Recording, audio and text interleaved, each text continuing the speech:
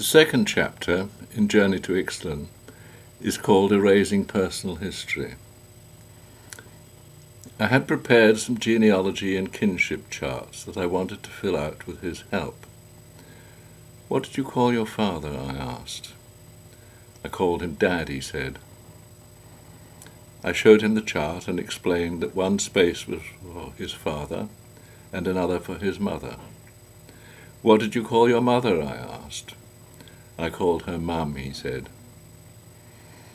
I did not know whether he was pulling my leg or a simpleton. I tried to explain to him the idea of genealogy and personal history. He looked at me with clear, kind eyes. "Don't waste your time with that crap," he said softly, but with unexpected force. "I don't have any personal history," he said after a long pause. "One day I found out that personal history was no longer necessary for me, and like drinking, I stopped it." "How can one drop one's personal history?" I asked in an argumentative mood. "One must have the desire to drop it," he said, "and then one must proceed harmoniously to chop it off little by little." I insisted that I must not have understood the proposition. "You are a Yaqui," I said. "You can't change that." "Am I?" he asked, smiling. "How do you know that?"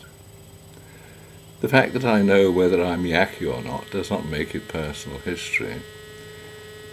Only someone else who knows that does it become personal history." "You don't know what I am, do you?" he said, as if reading my thoughts. "You will never know who I am, because I do not have a personal history.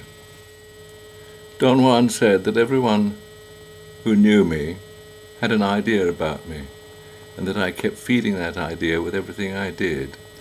Don't you see, dramatically, you must renew your personal history by telling your parents, your relations, your friends, everything that you do. On the one hand, if you have no personal history, no explanations are needed. Nobody is angry or disillusioned with your acts. Above all, no one pins you down with their thoughts." I don't know how we ended up talking about all this, when all I wanted was names for my charts. The way we ended up talking about it was because I said that to ask questions about one's past was a bunch of crap. His tone was firm. I felt there was no way I could make him budge, so I changed my tactics. "Is this idea of not having personal history something that the Yaquis do?" I asked. "It is something I do." "Where did you learn it?" "I learned it in the course of my life." "Did your father teach you?" "No. Let's say I learnt it by myself, and now I'm going to give you its secret." But, as usual, Don Juan does not exactly do so. However, his comments make perfect sense if one sees personal history as the hang-ups that distract us with the babbling at the back of our minds that I once heard described as the chattering apes of consciousness. Our personalities are largely the result of chance influences outside our control.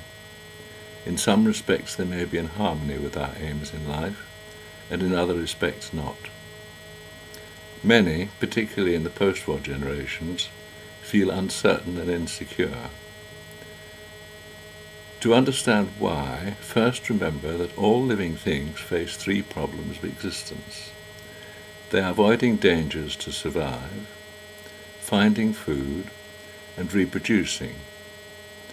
In human beings, both genders can learn how to survive and find food. Only women can reproduce.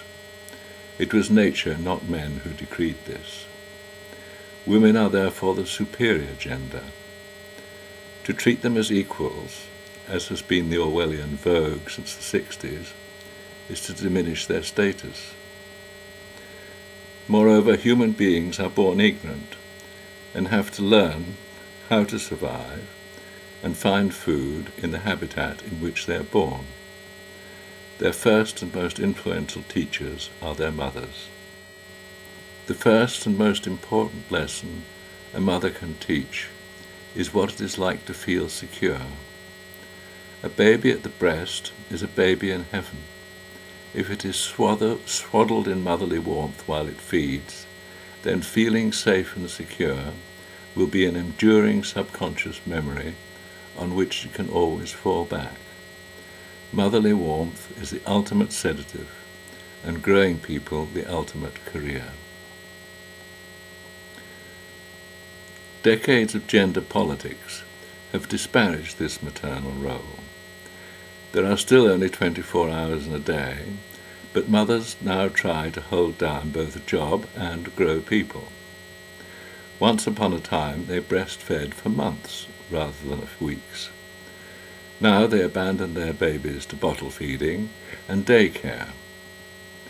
Many mothers are failing to give their children the bedrock of emotional security that earlier generations enjoyed. Chronic insecurity has become personal history for many. The ultimate sedative has become food, drink, drugs, and sex rather than feminine warmth. But hang-ups acquired as children, when we are at our most vulnerable and insecure, ceases to be necessary when we are grown up. As adults, we can take control of our personal security. Once you realize this, you become free to erase your personal history and rise above the accidents of upbringing. The mind becomes free from preoccupation by self. Consciousness can expand into the wider world of the spirit. Don Juan realized that personal history was no longer necessary for him, and like drinking, he dropped it. Erasing personal history is a prerequisite for learning about everything, not just about plants.